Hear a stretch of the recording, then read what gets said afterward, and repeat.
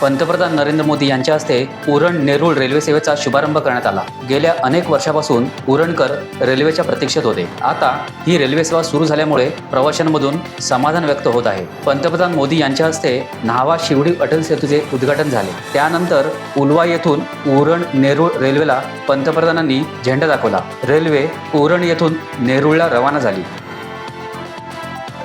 सावंतवाडी तालुक्यातील नेमळे गावकर कुंभारवाडी या ठिकाणी राष्ट्रीय महामार्गावर अज्ञात वाहनाच्या धडकेने मादी जातीच्या सांबराचा जागीच मृत्यू झाला। वनसंरक्षक रमेश पाटील बबन रेडकर यांनी अपघातस्थळी पंचनामा केला। या भागामध्ये रस्ता ओलांडताना वारंवार वन्य प्राणी जखमी होतात किंवा मृत्युमुखी पडतात।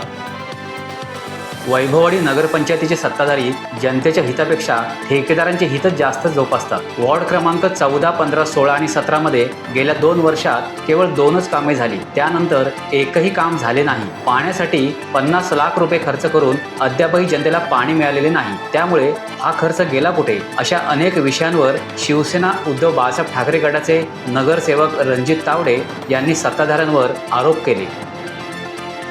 कणकवलीमध्ये होत असलेली विकास कामे अत्यंत निकृष्ट दर्जाची होतात। याला अधिकारी आणि ठेकेदार जबाबदार आहेत। वेळीच या कामाचा दर्जा सुधारला नाही तर आंदोलन केले जाईल, असा इशारा युवा सेनेचे कणकवली तालुका प्रमुख उत्तम लोके यांनी दिला। सावंतवाडी जिमखाना मैदान या ठिकाणी भाजपा युवा मोर्चाचे प्रदेश उपाध्यक्ष विशाल परब, भाजपा सिंधुदुर्ग आणि रत्नागिरी तसेच भाजपा युवा मोर्चा यांच्या माध्यमातून सिंधू रत्न जॉब फेअर या भव्य मेळाव्याचे उद्घाटन पालकमंत्री रवींद्र चव्हाण यांच्या हस्ते झाले। या मेळाव्याला शुभेच्छा देताना पालकमंत्र्यांनी विशाल परब आणि त्यांच्या सहकाऱ्यांचे कौतुक केले।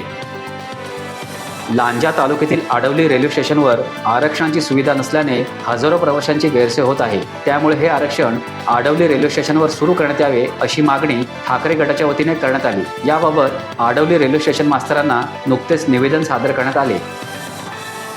शासनाच्या कारणे दाखवा नोटिशीनंतरही आपला संप सुरूच ठेवण्याचा निर्धार रायगड जिल्ह्यातील अंगणवाडी सेविकांनी केला आहे। गेल्या 1.25 महिन्यापासून हा संप सुरू आहे। त्यामुळे सरकारने नोटिसा बजावत 24 तासात कामावर हजर होण्याचे आदेश दिले आहेत। मात्र या आदेशाला न जुमानता रायगड जिल्ह्यातील अंगणवाडी सेविकांनी संप सुरूच ठेवला आहे।